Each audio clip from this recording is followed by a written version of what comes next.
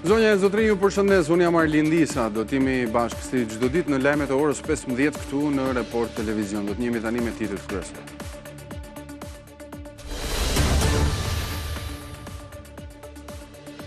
Në gjykatën administrative po zhvillohet seanca e radhës gjyqësore për kërkesën e kryebashkiakut të Tiranës Veliaj mbi paligjshmërinë e emërimit të Olc Dadu si prokuror. Veliaj është vetë i pranishëm në seancë, ndërsa në gjyq nuk janë lejuar sërish kamerat. Edhe Këshilli i Lartë i Prokurorisë nuk ka çuar përfaqësues në seancë. Nga sot do t'jetë tregu ai që do të përcaktojë çmimet e naftës dhe benzinës në vend. Qeveria miratoi dhe njoftoi shfuqizimin e bordit të transparencës për hidrokarburet, i cili përmes 37 ndërhyrjesh ka përcaktuar çmime tavan që prej nisjes së krizës së luftës në Iran. Vendimi vjen pas stabilizimit të çmimeve në tregjet ndërkombëtare. Në parlament u miratuan ndryshimet e kodit rrugor që ndëshkojnë rënd të dehurit në timon që janë përsëritës dhe që u hiqet përjet patenta. Ndryshimet prekin drejtuesit e rinj për të cilët ashpërsohen masat. Rritet vlera e gjobës për shpejtësi në zonat banuara dhe për shofer me manovra agresive.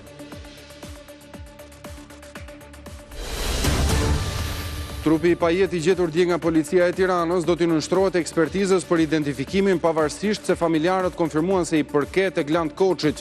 Në kokë ka një plag në kokë, çka dyshohet se është vrarë me armë zjarri. Autori dyshuar Armand Shakaj është akoma i pa lokalizuar nga Blut. Drejtoria e tatimeve fshin 92 milion euro detyrime të papaguara që i përkasin periudhës deri në dhjetor 2014. Nga ky proces kanë përfituar mbi 105.000 tatim pagues. Për detyrimet e krijuara gjatë periudhës 2015-2019 do të fshihet gjysma e gjobave dhe kamat vonesave, nëse gjysma e mbetur paguhet një herësh deri më 30 qershor.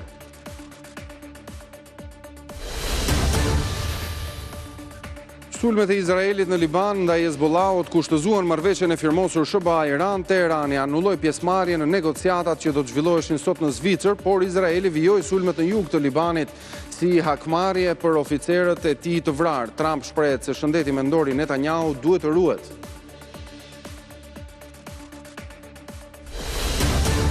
Sonte në orën 21 në fushë do të zbresin Shtetet e Bashkuara të Amerikës që luajnë për grupin D. Edhe në këtë duel amerikanët shihen si favorit, ndërsa fitoria për secilën skuadër do të thoshte kualifikim në fazën tjetër pa luajtur ende ndeshjen e fundit në grup.